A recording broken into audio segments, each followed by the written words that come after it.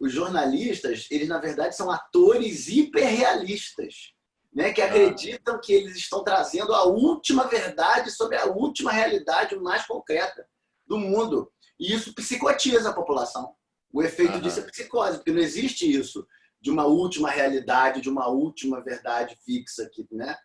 E assim eles entenderam que eles conseguem dominar politicamente. Então, dominam politicamente e enlouquecem, né, ao mesmo tempo. Por isso que o tema da saúde mental não abre, não emerge. Porque a loucura é usada politicamente como ferramenta de dominação política. Uma pessoa louca é uma pessoa dominada, né?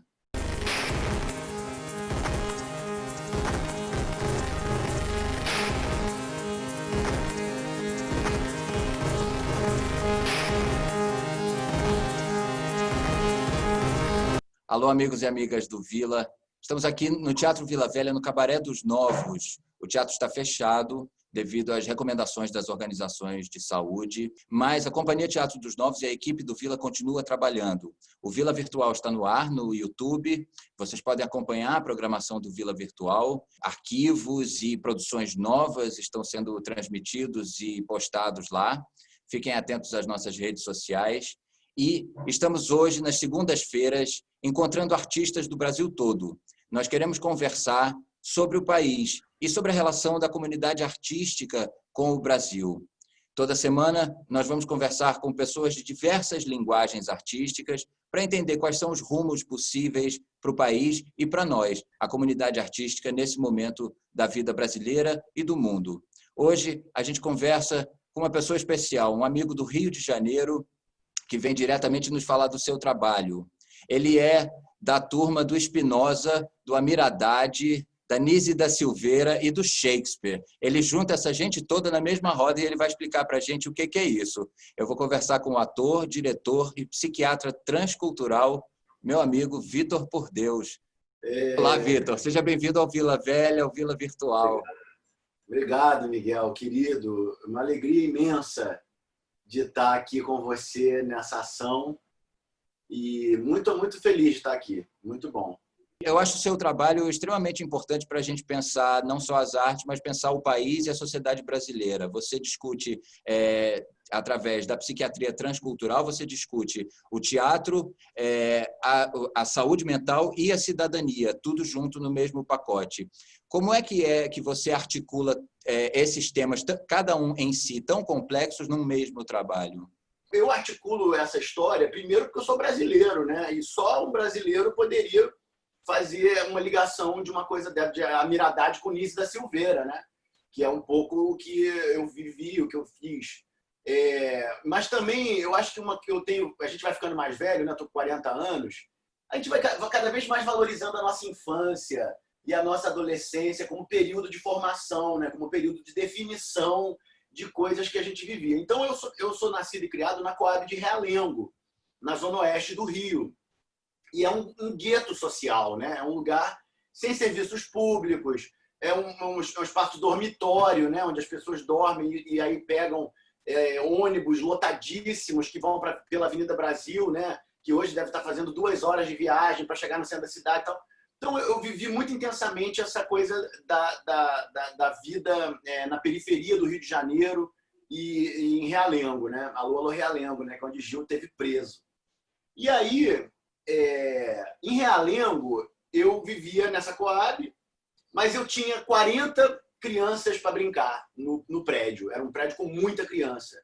Eu tinha uma vida de brincar na rua o tempo inteiro, e andar de bicicleta por todo lado, e andava por todos aqueles lados. As festas mais importantes da minha infância, da minha adolescência, era o carnaval da Capitão Teixeira, que era um carnaval daqueles nossos, entende? Todo mundo fantasiado, bate-bola, travesti, né? Tudo, né? Ali no subúrbio do Rio, e Mocidade Independente Padre Miguel, né? Que eu ia fazer muito, ia nos ensaios lá da samba, né? Aprender a sambar e tal. Então, e aí também tem meus pais, né? Que meus pais, apesar de serem freirianos, eles eram... O meu apartamento era um comitê soviético na Coab de Realengo. Assim, eles eram fundadores do PT ali naquela área e tal. E eles liam Paulo Freire, mas me batiam quando eu ficava rebelde, né? Então, tem esse lado. E meus pais eram muito engajados também na política comunitária, na associação de moradores. Eu lembro dos meus pais exibindo, eles não usam black tie, do Leon Hirschman, né? Que é um dos filmes que eu mais gosto na comunidade, na associação de moradores e no nosso prédio. Eu lembro de minha mãe organizando festa junina, organizando festa de mãe, organizando não sei o quê. E a gente fazia carro de som na rua, panfletagem na rua, colagem na rua. Aí eu falo, a única coisa que faltava em Realengo era teatro de rua, né? Que eles não sabiam fazer. E por não saberem fazer, hoje eu leio que eles perderam muito em mobilização, perderam muito na capacidade de se comunicar com os vizinhos, perderam muito na capacidade de organizar coletividades, porque não sabiam fazer teatro de rua, eles não sabiam brincar, né? Como a gente sabe brincar. E aí eu comecei a fazer teatro em Realengo, né? Com 9 anos. Eu fiz a Maria Clara Machado, que era um grupo amador, né? Chamado Caras e Máscaras. Essa possibilidade do teatro, da fantasia, da interpretação, né? De sair, de descolar da realidade, me salvou a vida. E quando eu comecei a fazer teatro, caiu o Muro de Berlim e o casamento de meus pais, né? Tudo na mesma hora. 89, né? E aí me falam que eu tinha que parar de fazer teatro para poder ser médico, porque eu queria ser médico. Aí eu parei de fazer teatro, aí fui estudar medicina. E na medicina eu adoeço, né? Eu passo por processos muito graves. Quando eu chego no Tá na Rua lá, em 2006, quando a gente se conhece, eu estava doente, eu estava deprimido, eu estava com depressão ali naquela... Mas há 5 anos, entendeu? Já desde a faculdade. E aí eu entro para o Tá na Rua e lembro claramente como Dionísio me curou, né? Como Dionísio, né, do Amir Haddad me curou e lembro claramente o primeiro dia de ir para a rua, os primeiros cortejos, lembro claramente o primeiro alto de Natal, né, que a gente fez junto, lembro claramente a sensação de liberdade, de cura, de desbloqueio da minha comunicação, de desbloqueio, né, da minha relação com os outros, com as pessoas.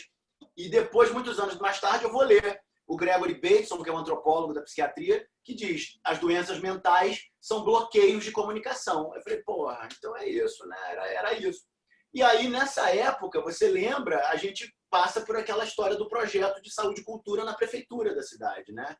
E aí é quando eu vou trabalhar com a Nise. Aí a Nise realmente foi um segundo salvamento que eu acho que eu vivi. Pronto, vamos entrar aí. Eu queria que você falasse um pouco sobre esse projeto, né? Você entra para a Secretaria de Cultura do município do Rio de Janeiro. Da Saúde.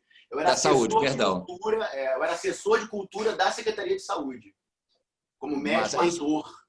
Sim, você como ator e médico sendo assessor de cultura dentro da saúde. Então a mistura já começa aí, né? Começa ali. E aí você começa o projeto. Né? Fundamos o Núcleo de Cultura, Ciência e Saúde, que hoje está na mão dos golpistas, desde 2016, né? Tudo assim, mas nós fundamos o primeiro núcleo de cultura, ciência e saúde de Secretaria de Saúde conhecido, porque não há outra iniciativa conhecida e não há outra iniciativa paralela também, porque acabou que a gente engrenou com a doutora Nise, né? Que é uma coisa sem paralelos também nesse campo, né? Da relação entre cultura, arte e saúde, né? O secretário Rães me convida para montar um departamento, uma pasta de cultura e saúde na Secretaria Municipal de Saúde. Eu entro com tudo, né? Inclusive a Miradade entra junto. E aí, porra, eu vou para trabalhar, um ambiente extremamente inóspito, né? Uma epidemia de psicopatas. Psicopatas por todos os lados, assassinos por todos os lados, milicianos por todos os lados. E aí eu vou tendo alguns posicionamentos assim fortes dentro do gabinete.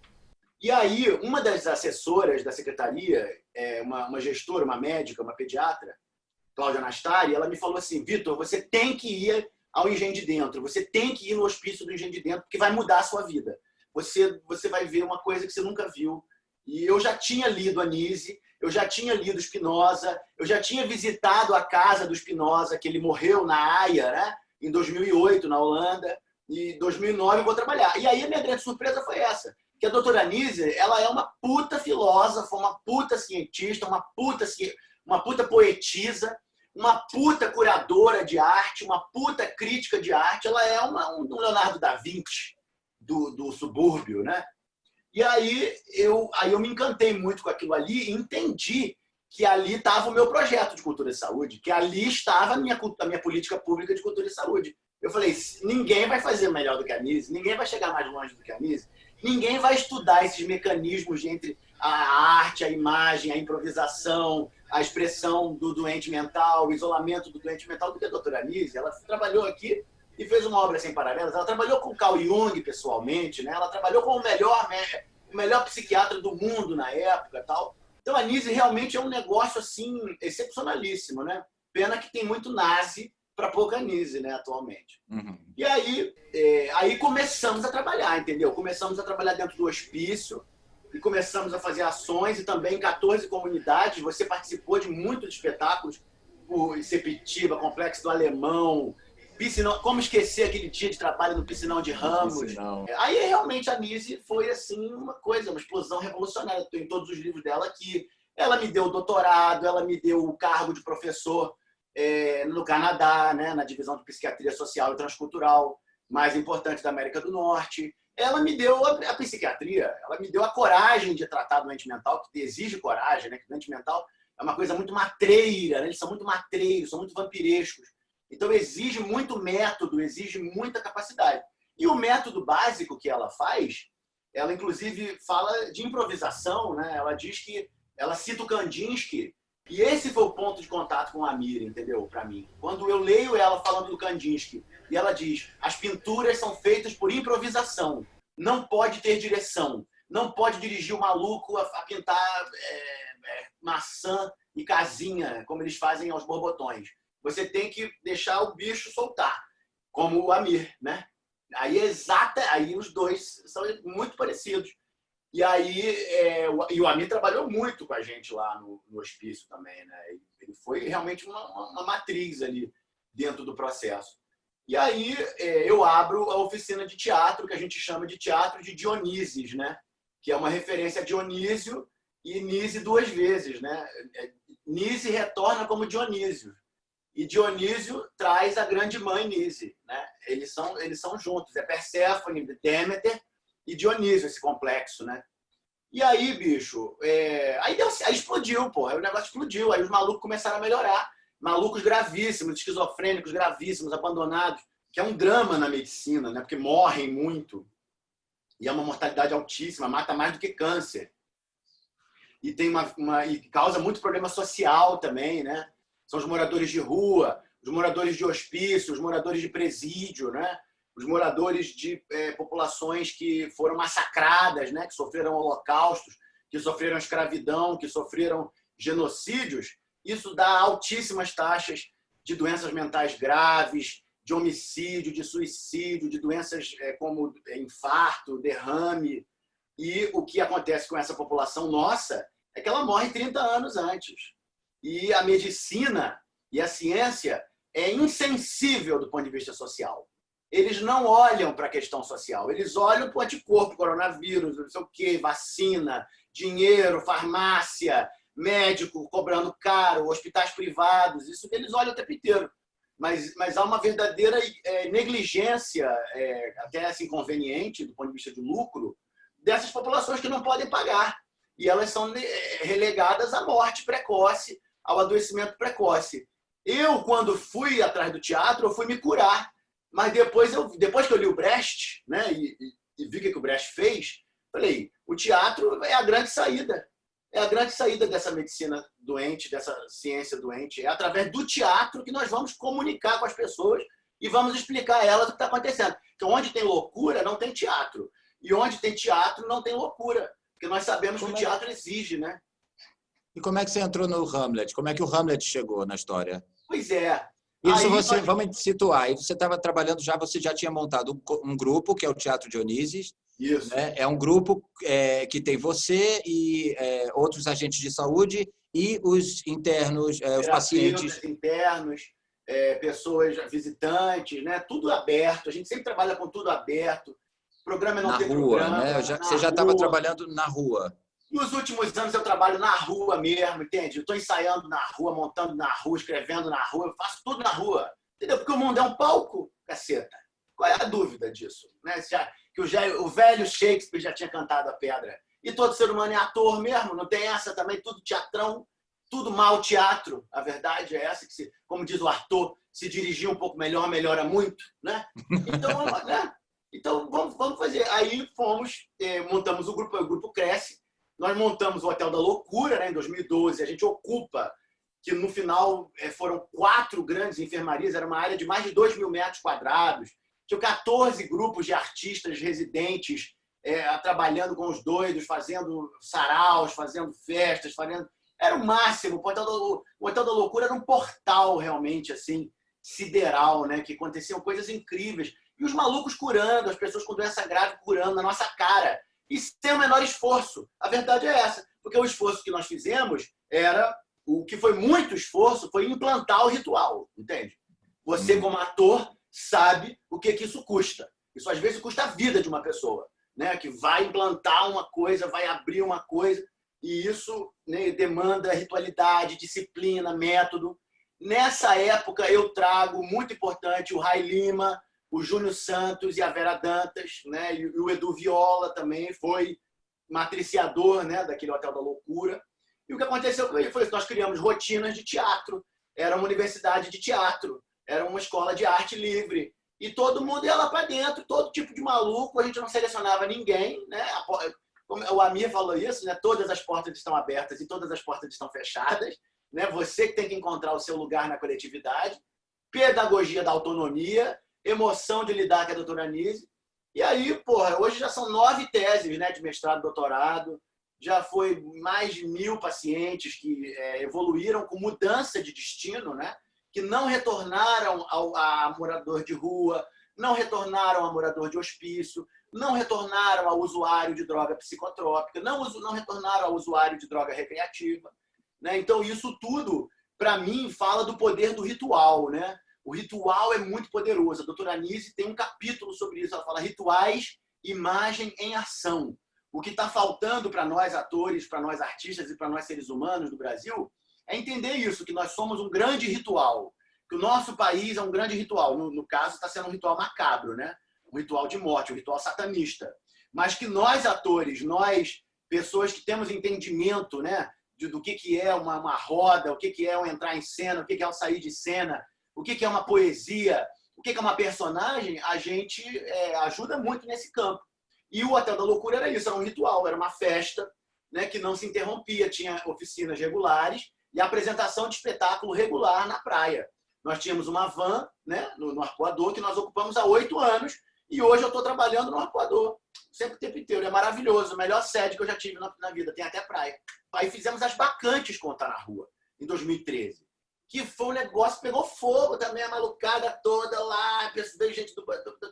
E aí eu senti que o Dionísio tinha entrado de uma maneira muito forte. O Dionísio entra de uma maneira muito forte, na verdade, ali, né? E a gente entra com o Dionísio muito forte. O Dionísio é forte em nós, brasileiros, na nossa comunidade. E aí eu vi que se eu não entrasse com um Apolo poderoso, ia explodir tudo, entende? Ia virar banho de sangue. Porque ali era dentro do hospício, né? Para virar banho de sangue não era pouca coisa. Graças a Deus, nós nunca tivemos nenhum óbito, nenhum evento violento nos 7 anos de experiência, que é uma coisa notável. Mas nós acompanhamos muitos óbitos e muitas violências nas enfermarias, nos outros setores do hospício, que ainda estão ativos. Né? Então, realmente, nós conseguimos alcançar um padrão terapêutico, um padrão, né, de mudança de comportamento que foi forte. E aí, em 2014, né, o Dionísio foi em 2013, justamente, né, quando estava tudo dionisíaco, o lado sombrio de Dionísio estava em cima. Aí eu falei, vamos fazer o Hamlet. E aí nós começamos a trabalhar com a ideia de loucura sim, mas tem seu método, né? Que é o nome do espetáculo e que é uma frase do Polônio, né? Que ele fala sobre o Hamlet. Ele fala, o príncipe Hamlet está louco de certo. É loucura sim, mas tem seu método. Há uma razão oculta na loucura.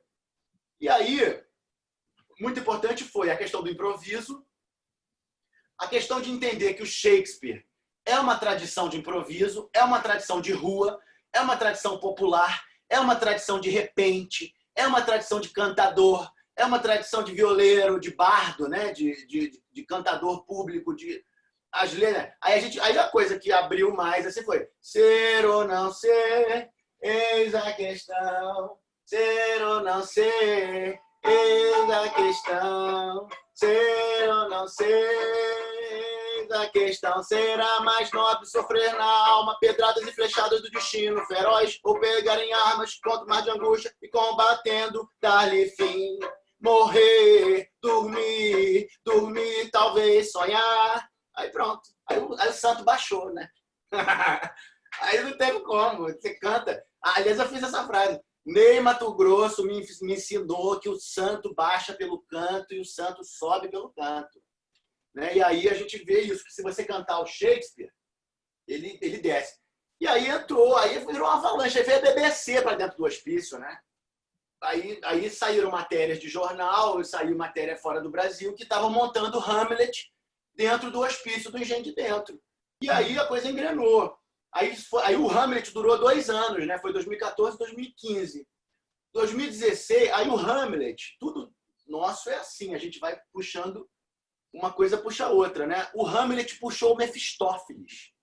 Eu saquei que o Hamlet é igual ao Mefistófeles, eles têm a mesma vocação demoníaca, né? de enlouquecer todo mundo.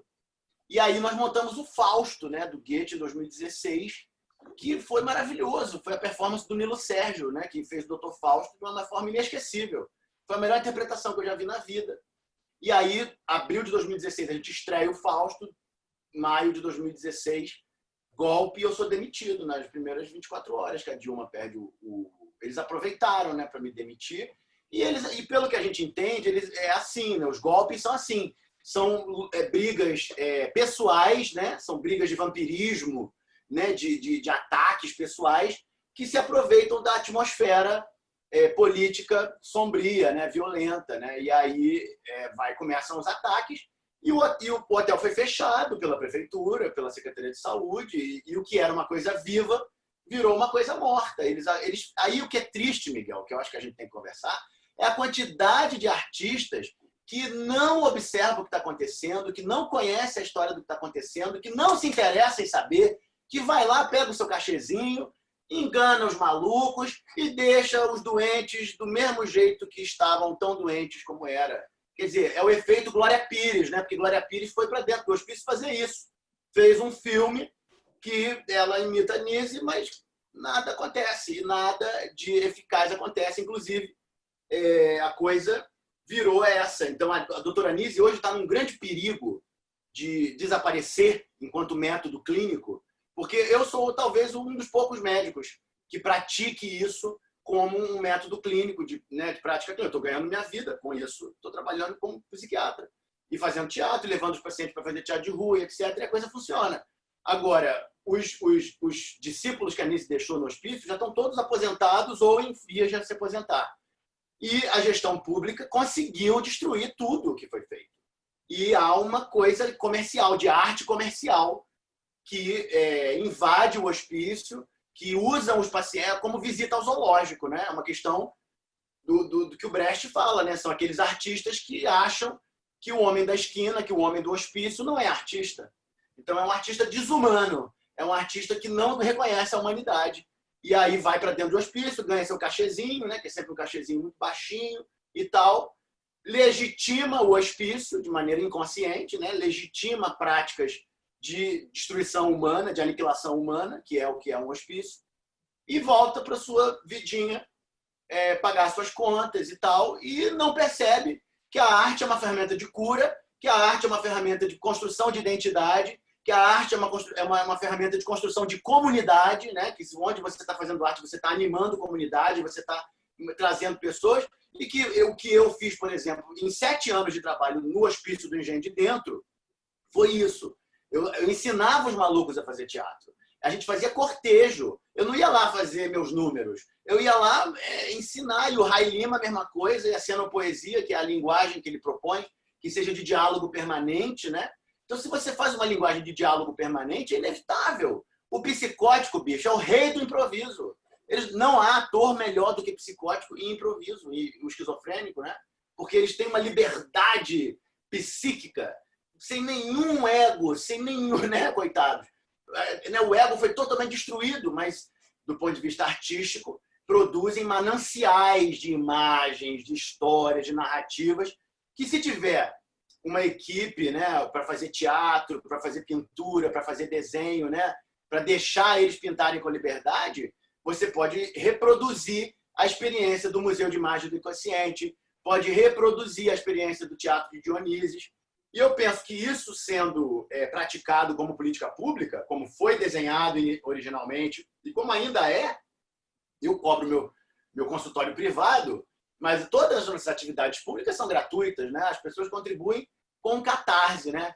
Eu penso que isso cresce, os atores se desenvolvem, né? Vão se tornar melhores atores, melhores improvisadores, melhores discursadores públicos, melhores animadores públicos. As pessoas vão se formando junto, vai formando novos grupos de teatro, vai animando novas comunidades e a gente vai conseguindo uma possibilidade de saúde mental, porque hoje está absolutamente claro que o meio é a mensagem, né? Que the medium is the message, quer dizer, não importa tanto o que nós estamos comunicando, mas importa cada vez mais como nós estamos comunicando. E nós sabemos que essa linguagem, que é a linguagem do Brecht, do Shakespeare, do Amir Haddad, da Nícia da Silveira, do Paulo Freire, do Augusto Boal, né? Eu acho que assim você vê que, na verdade, eu não estou amarrando nada. Eu estou vendo que é tudo mais ou menos a mesma coisa. E o Spinoza também está nessa. E o Hipócrates está nessa. O primeiro médico da história do Ocidente, ele também fala dessa necessidade de você cuidar do território, de cuidar das pessoas, de conhecer as histórias delas, né, para poder usar o teatro como ferramenta terapêutica. Os gregos usavam o teatro como ferramenta. Falavam, você precisa assistir uma tragédia tal, você precisa assistir uma comédia tal, você precisa fazer teatro, você precisa financiar o teatro. Tem vários casos, né, que são descritos nas paredes dos templos hipocráticos, né, dos templos de Asclépio, na Grécia, que relatam isso, os efeitos terapêuticos do teatro. E se a gente volta mais na história da humanidade, vai chegar no xamanismo, nos ritos tribais, nos ritos de cura, nos ritos de animação tribal, de cura tribal, né, de organização coletiva, nos ritos orgiásticos, né, a orgia como fundamento do psiquismo humano, a coletividade.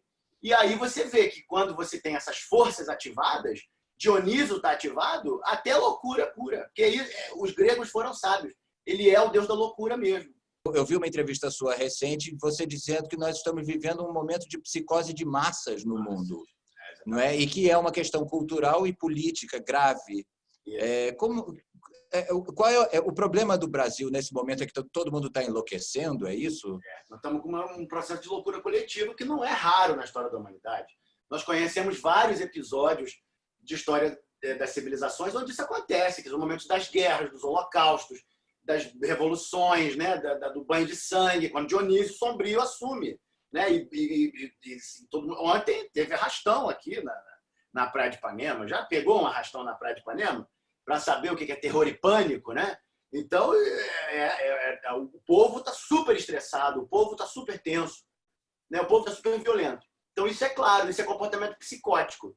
Só é violento o psicótico. O neurótico não é violento. O neurótico fica, não, porque eu não, porque não sei o quê, não, eu não. É o ego excessivamente rígido, né? O psicótico não tem controle do ego. Então, porra, tiver que esfaquear, esfaqueia, tiver que queimar vivo, queima, tiver que matar, comer tudo, come, entendeu? Porque não tem força de consciência nenhuma, né? A consciência está quebrada. Esquizofrenia quer dizer isso. E o Jung, né? O Carl Jung, que foi professor da Nise, a Nise trabalhou com ele lá em Zurique e tal, e influencia muito, né, o nosso trabalho todo. Ele tem um livro onde ele analisa o nazismo. Ele foi presidente presidente de honra da Sociedade Alemã de Psicologia, na época pré-Hitler. E ele acompanhou a ascensão e a construção e o que aconteceu na Alemanha nazista. E aí ele vai falando isso. Então, primeiro fator, crise econômica, né? Crise econômica, as pessoas têm fetiche por dinheiro, né? A primeira doença mental que a gente tem que trabalhar imediatamente é o fetiche pelo dinheiro. Porque o fetiche pelo dinheiro é que organiza todo o resto. As pessoas matam por dinheiro, as pessoas roubam por dinheiro, as pessoas se prostituem por dinheiro, as pessoas fazem qualquer coisa por dinheiro. Você fala, vai lá, eu te dou 100 milhões de dólares, você dá um tiro na cabeça do outro, você vai lá e dá. Porque é tanto fetiche, né? As pessoas, você não vai lá, você não vai, né? Então, você vai. Então, isso já é uma coisa que predispõe, né, à loucura e predispõe à entrada de forças inconscientes, que são forças incontroláveis. E aí você vai ter justamente a ascensão de pessoas muito traumatizadas, pessoas que passaram por perversões, pessoas que passaram por violências muito grandes. Então, são pessoas que têm um complexo de inferioridade muito forte, e esse complexo de inferioridade é compensado com arrogância, com violência, né, com perseguição à diferença, perseguição ao outro, nunca se aceita, nunca aceita o outro, né? Se acha bonzinho demais, se acha perfeito demais. E isso são os moralistas em excesso, nós sabemos, são as pessoas que passaram pelas experiências mais malignas na infância e na adolescência e estão tentando se vingar, na verdade.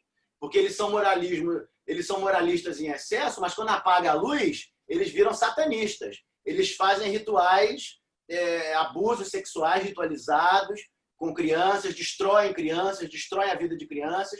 Então, isso é uma prática da Casa Grande. Isso é uma prática do patriarcado, entendeu? Isso é uma prática do monoteísmo ocidental. Como esquecer que Abraão, na primeira cena, tenta matar o próprio filho, né?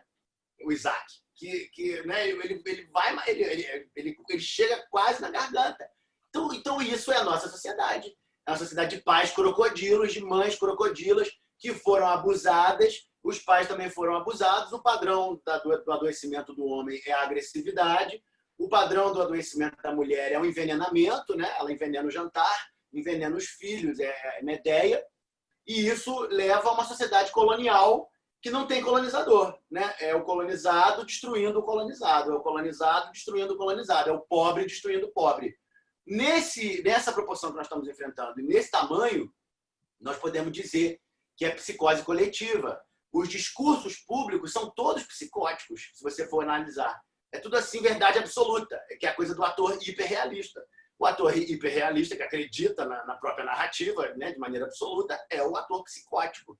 É o ator realista, né, um ator extremamente realista, que é o Fausto, né? Então ele entra na própria narração, na própria ficção e ninguém segura. E aí o que acontece? Holocausto e guerra, banho de sangue, aí depois todo mundo bota a mão na cabeça e fala: ah, meu Deus, onde nós estávamos com a cabeça que fizemos tudo isso? Vamos começar tudo de novo. Aí vai de novo, desgraça.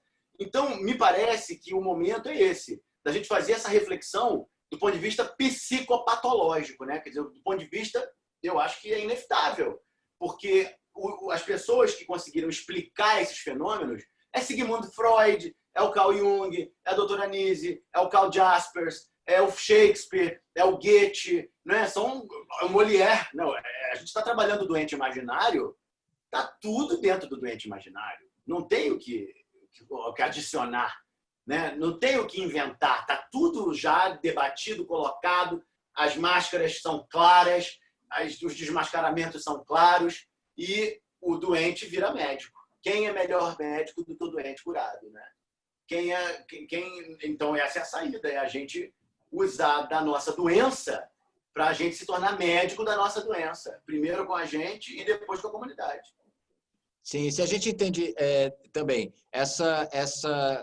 esse adoecimento todo como um problema essencialmente também cultural, não é? De herança cultural, aí a pergunta que a gente tem feito aqui: qual é o papel da comunidade artística nesse momento, né? Você citou aí artistas que estão, de repente, correndo atrás de um cachê mínimo para poder sobreviver, que se submetem a coisas sem nenhuma reflexão e fazem trabalhos sem nenhum compromisso ético ou social com o que estão fazendo. Mas se a gente vê esse estado de coisas em que o país está e que a sociedade brasileira está, essa violência, né, que é uma violência surgida também de fundo cultural, qual é a nossa responsabilidade nesse momento e no sentido de iniciativas, que ações é possível a gente fazer, né? Assim, como comunidade e como indivíduos artísticos também? Eu acho.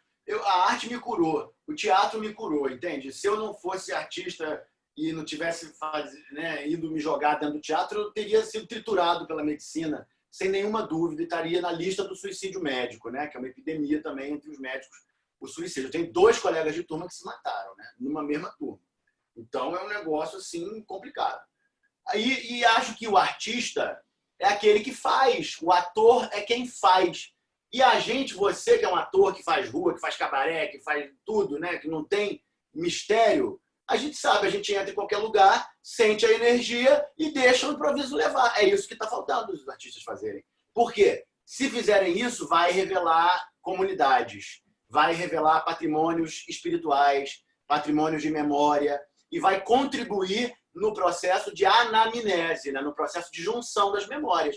Quem faz a junção das memórias é a arte, não tem jeito. Quem faz a junção da memória é o teatro. Quer dizer, o que você está teatralizando, o que você está fazendo, são memórias que vão ficar na comunidade, são memórias que vão ficar no grupo, vão ficar na história das pessoas que estão verdadeiramente envolvidas com aquela história. E isso é uma ferramenta de cura psicoterapêutica, sem nenhuma dúvida mais. Isso é uma psicoterapia pública, isso é uma forma de psicoterapia pública. Eu tenho atendido casos gravíssimos na comunidade do Rio de Janeiro. A cidade do Rio de Janeiro é o maior porto de escravos das Américas. Aqui passou desgraça, desgraça, desgraça. O povo está desgraçado, o povo está sendo assassinado pela polícia, a saúde pública está falida, a cidade é um conjunto de guetos, né? Então você tem guetos que operam independentemente uns dos outros. Eu que sou médico há 20 anos no Rio de Janeiro e que, né, já morei em várias partes da cidade, conheço várias partes, a gente atende casos assim, de extrema crueldade, de extrema perversão, entende? Pessoas abandonadas para morrer, crianças sendo violentadas em rituais macabros, coisas que você vê que é loucura, muito, muito louca. E que nós temos todos os motivos para sermos loucos, porque nós temos uma história violentíssima da colonização, né? Eu trabalhei na Jamaica também, né? Em fevereiro agora, antes da pandemia. E a Jamaica, que é um paizinho muito pequeno, com 3,5 milhões de habitantes, tal, tem exatamente o mesmo perfil psiquiátrico da nossa população, aqui do Rio, né? Que é roubo, assalto, tiro, morte, homicídio pra caralho e essa desunião comunitária, que para mim é cada vez mais grave. Eu não consigo cooperar mais com isso, com vampirismo, entende? Eu faço a psiquiatria Dercy Gonçalves, né? Que é a psiquiatria que fala a língua do povo. Eu falo, minha filha, não vampiriza, para de vampirizar. Eu estou vendo que você está vampirizando. Porque o nível de vampirismo que a gente enfrenta na comunidade do Rio de Janeiro, isso é muito difícil. Essa é a grande questão que a gente tem que enfrentar agora. O vampirismo entre nós. Porque enquanto tiver vampirismo entre nós, artistas vampiros, e aí a arte é uma grande questão, né? O vampirismo na arte, a coisa de você copiar as ideias, distorcer a ideia, né, de um outro artista, de você ficar... Né, o Davi Copenau, ele fala, quando for usar as minhas palavras, peço que não as distorça. Né? Não distorça o que eu estou falando. O Shakespeare, no Hamlet, né, que era a primeira cena que ele falava, ele fala um pedaço, ele fala, peço uma coisa, falem essas falas como eu as pronunciei, língua ágil e bem claro, porque se for para berrar ou gaguejar, como fazem tantos de nossos atores, eu prefiro chamar o camelô para dizer essas frases. E nem agitem no ar a mão assim o tempo inteiro. Moderação em tudo. Mesmo na torrente, tempestade, eu diria até no torvelinho da paixão, é preciso conceber e exprimir sobriedade, o que engrandece a ação. Né? E aí depois ele fala, ajusta o gesto à palavra e ajusta a palavra ao gesto, com o cuidado de não perder a simplicidade natural, pois tudo que é forçado deturpa o intuito da representação, cuja finalidade e origem era e é exibir espelho à natureza, ao ridículo sua própria imagem, à virtude sua própria expressão, de cada época e geração, a sua forma e explosão. Né? É o pedido do Hamlet aos atores. Né? Então você veja que nós não estamos inventando nada. Nós já estávamos todo mundo fala dessa ideia de espelhar a comunidade, de juntar o povo, né? De juntar o povo na praça, vamos lá todo mundo, chega mais, né? Vamos refletir juntos, vamos trabalhar juntos, vamos conhecer as histórias juntos, vamos dançar juntos, bicho. Se não dançar junto, não trepa com qualidade, porque o sexo é uma dança, e a dança é um sexo. Então, se você não tiver esse espaço da coletividade, para todo mundo dançar, ver teatro, sem ter que pagar ingresso, né? Sem ter que se fragmentar, né, das classes sociais, não sei o quê. Porque a gente sabe, o teatro de rua, eu acho, a única mídia livre, verdadeiramente, porque é a única que você vê travesti, trabalhador, turista, PhD, morador de rua, tudo, né? Então isso produz a bolha, né? Produz o teatro, o teatron, o lugar onde se vê, é esse negócio aí, quando se junta um monte de gente diferente e a gente começa a pensar junto, viajar junto, né? Refletir juntos. E isso é um desafio de ator mesmo, né? Eu aprendi muito com você, Miguel, e você é um excelente ator, e a gente fez muito isso juntos, e precisamos de mais atores. Precisamos de mais atores treinados, de mais gente com boa qualidade, de mais qualidades humanas. Todo ser humano é ator, bicho. Todo mundo tem que ser ator aí, para todo lado, pode todo mundo. Quanto mais gente for ator, melhor para o teatro. Quanto mais gente gostar de fazer teatro, souber fazer teatro, é melhor para o teatro. Por que nós vamos tratar o teatro como uma exclusividade individual, quando ele é um patrimônio coletivo, né? Vitor, eu queria aproveitar, pegar o gancho aqui, para chamar os nossos amigos da Universidade Livre, que estão aqui assistindo a gente. Olha aí, a Ju Costa, Gui Falcão. É muita informação mesmo, né? Seu trabalho é muito bonito, é conhecido há muito tempo. Coincidência ou não, eu sou psicólogo. Então, assim, realmente é diferente o que você faz. Não, você não faz psicodrama, você não faz teatro oprimido, você faz uma outra coisa aí que é uma construção, né? Enfim, é um quebra-cabeça. O que eu acho que é importante para nós todos é cultivar a comunidade. Se a gente entendeu agora que o teatro é um fenômeno que sai de dentro para fora da terra, né? Ele emana de dentro para fora. Você tem que bater o tambor, tem que chamar, tem que cantar, tem que fazer. Daqui a pouco sai, né, o Dionísio, o deus quitônio, né, o deus de dentro da terra, o deus interior, o Entheos. Então isso acontece com a comunidade, isso acontece com a praça pública, isso acontece. E o que eu aconselho é que trabalhem com as mesmas pessoas a vida inteira. O Brecht trabalhou com as mesmas pessoas a vida inteira, o Shakespeare trabalhou com as mesmas pessoas a vida inteira, o Goethe trabalhou com... Então tem que ter a tua turma. A tua turma, que é quem você confia, que é quem você aprecia, quem te aprecia, e vocês têm um repertório, esse repertório é encenado regularmente, você reflete a tua comunidade com esse repertório. Então, por que nós montamos o Hamlet lá no Hospício do Engenho de Dentro? Porque ele estava dentro do Hospício do Engenho de Dentro. O Hamlet é psicótico. Ele tem uma loucura. Eu vi ele lá dentro muitas vezes. Então, tem que fazer. Tem que dramatizar para tirar o espírito dele daqui de dentro. E tirou. Tirou tanto que me levou para Veneza, me levou para Londres, me levou para Dinamarca. Falei, é o espírito dele que está me dragando aqui, né? Então, o negócio é esse. Agora, o Miguel pode muito falar sobre isso, que é a questão do método de ator, né? Então, a questão nossa é método de ator, que é foda. É difícil pra caralho. O método de ator mexe com seus bofes, mexe com suas entranhas mais profundas. Porque aí você começa com essa coisa de conteúdos, histórias, né? Aí você sonha que está fazendo teatro, né? Você fica dentro do teatro o tempo inteiro. Então, o método de ator é uma maneira de operar esse sistema que é muito importante que vocês, jovens atores, dominem. Que vocês, jovens atores, dominem o Brecht. Que vocês, jovens atores, dominem o Shakespeare. Que vocês, jovens atores, dominem o Amiradade, dominem o Boal, dominem tudo que já foi feito de termos importantes em termos de teatro épico dialético. Dominem o Eurípides e as Bacantes, que é a peça do Dionísio, né? Porque aí isso vai dar a vocês ferramentas de ator para qualquer coisa, para fazer televisão, para fazer música, para cantar em Nova York, no Carnegie Hall, qualquer coisa vocês vão conseguir fazer depois que vocês chegarem nessa ideia de um espetáculo público, que é um espetáculo ritual, que tem, né, o baixar o santo, subir o santo, chamar a comunidade, bater o tambor, cantar na rua, dançar, né? Queria agradecer, Vitor, adorei muito a sua fala, você tem muita energia e isso dá até uma certa esperança para a gente, né, que se encontra nessa realidade.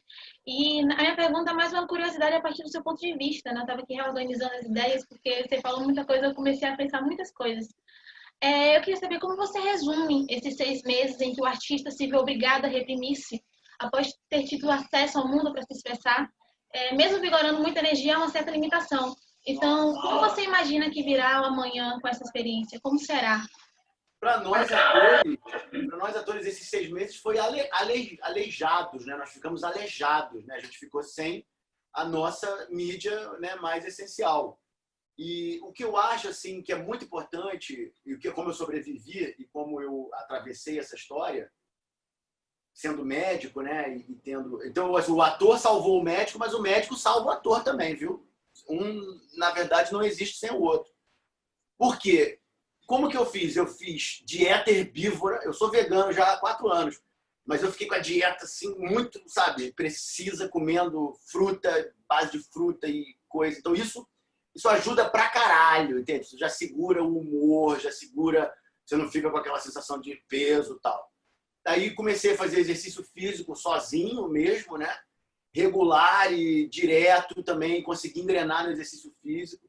E também cantando muito dentro de casa, batendo tambor muito dentro de casa, tocando violino, né? Aqui eu tenho tudo, aqui é o meu terreiro, né? Então aqui eu fico só cantando e dançando, na hora que a barra pesa, eu canto, eu faço. Aí também eu comecei a trabalhar com psicodélicos, né? Com terapia com MDMA e terapia com psilocibina, né? Que é do cogumelo, que é uma coisa muito usada fora do Brasil, muitos psiquiatras famosos têm experiências poderosas com esse tipo de substância.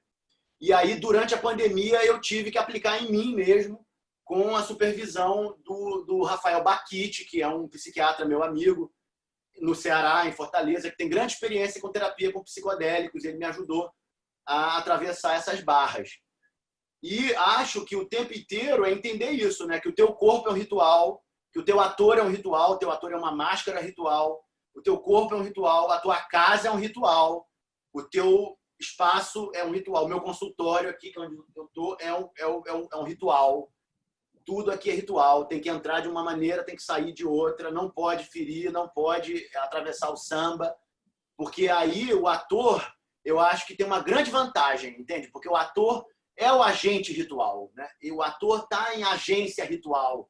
O trabalho dele é uma agência ritual. Então, isso facilita muito. Se você entender, então, que a tua casa é um ritual, né? Que é um teatro, tem que ser um teatro bonito, tem que ser agradável, tem que ser limpo, tem que ser claro, tem que ser, né, interessante, funciona, entendeu? Então, essa questão da ritualidade, ela é muito importante para a saúde mental. Então, primeira coisa, os rituais. Primeiro, vamos cuidar dos rituais individuais, dos rituais da casa, dos rituais da família, e, posteriormente, nos rituais da comunidade, né? Que é quando o teatro aparece. Ali vem o teatro e é maravilhoso. Se eles têm 3 carros, eu posso voar. Se eles rezam muito, eu já estou no céu. Mais louco é quem me diz e não é feliz, não é feliz. Eu juro que é melhor não ser o normal. Se eu posso pensar que Deus sou eu, sim, sou muito louca, não vou me curar. Já não sou a única a encontrar a paz, mais louco é quem me diz e não é feliz. Eu sou feliz. Vitor, eu queria te perguntar uma última coisa antes da gente encerrar, sobre o país. Se a gente está vivendo um momento de psicose coletiva, um momento de loucura coletiva, que chega às nossas instâncias altas de poder, até os nossos mais horizontais lugares de cidadania, tem cura? Tem. A loucura, ela sempre tem cura. O Hipócrates, que é o primeiro médico, né, o grande médico, e também um dos primeiros a fazer uma teoria psiquiátrica, ele fala assim, na Grécia chamava loucura de mania, né? Então a mania, você vence ela com diálogo. Você começa a dialogar. O problema é que as pessoas não têm ausência de preconceito para dialogar com a loucura, né? Então você tem que dialogar, você tem que entrar no mundo do paciente. Eu falo que nós somos telepatas metamorfos, né? A gente se transforma no outro para poder dialogar, né? Para poder entender o que o outro está vivendo. E quando você dialoga e tem uma aliança entre essas duas pessoas, né? Entre aquele que está sendo terapeuta e aquele que está sendo a pessoa assistida, você traz ele de volta no acompanhamento, né? Você fala, vamos por aqui, cara. Vem fazer aqui, vamos fazer a terapia, vamos fazer o diálogo, vamos conversar, vamos ouvir tua história e vamos fazer a anamnese. A cura para a loucura é a anamnese. O louco, fundamentalmente, está tendo uma falha de memória. Todas as doenças podem ser consideradas falhas de memória, falhas de dramaturgia, né? Da dramaturgia do ator. É como um ator que fica sem dramaturgia no meio da cena. Então, quando você restaura a memória, você fala, então nós somos brasileiros, somos do Rio de Janeiro, viemos do Nordeste viemos da Península Ibérica viemos do Oriente Médio viemos da África todo mundo era hominídeo, chimpanzé bípede, fazia bissexual, orgiástica, a tribo toda dominava o fogo, cantava, fazia mímica. Pronto, resolveu, né? Acabou o problema. E o nego fica achando que eu vou fazer... O medo de todo mundo é descobrir que todo mundo é macaquinho e que a gente é bissexual, orgiástico e que tudo funciona de uma forma tribal, coletiva, que não tem como evitar isso. E a nossa civilização, ela é uma civilização da crise do ego, né? Os egos estão em crise, está tudo, porque é tanto ego, é tanta individualidade, os edifícios das individualidades, né, ficaram tão altos que não há como conter. E o que conteria na história da humanidade é o ritual. São as ritualidades coletivas, as ritualidades comunitárias, as ritualidades de grupo, né? Na coletividade você cura a loucura. Maravilha, Vitor. Eu queria te agradecer demais por conversar conosco. Adorei. Bem-vindo ao Vila Velha, bem-vindo ao Vila Virtual. Valeu, sempre. Galera. Muito obrigado por compartilhar o seu conhecimento, Legal. A sua experiência. Miguel, Parabéns. eu que agradeço, querido. Você me ensinou a fazer teatro, Miguel. Você, né, me ajudou a colocar ali no caminho. E te agradeço e dou parabéns aí pelo seu trabalho, né, pelo grupo, pela turma. Você está fazendo muita coisa bonita. A tua qualidade de ator é essencial nesse processo de construção. Nós só vamos avançar esse processo com atores de qualidade. Como dizia o Amir, ator é qualidade humana, né? Então, a tua qualidade humana é essencial na construção desse país que nós queremos, dessa cultura que nós queremos, do teatro que nós queremos fazer, continuar fazendo, e que mais brasileiros venham fazer, e que mais brasileiros venham aproveitar, né, de tanto trabalho bom, de tanta obra boa, de tanto, né, método bom que os mestres desenvolveram, né? Maravilha, Vitor. Valeu, muito obrigado. Obrigado aí. Sucesso ao Dionísio, o Teatro Dionísio. Obrigado ao pessoal da querido. Universidade Livre. Você que está em casa, se inscreve no nosso canal aqui do YouTube, ativa as notificações, segue o Vila Virtual e acompanha a nossa programação, muitas novidades. Toda semana estamos postando coisas novas, produções novas e acervos audiovisuais do Teatro Vila Velha. Obrigado, até a próxima segunda-feira.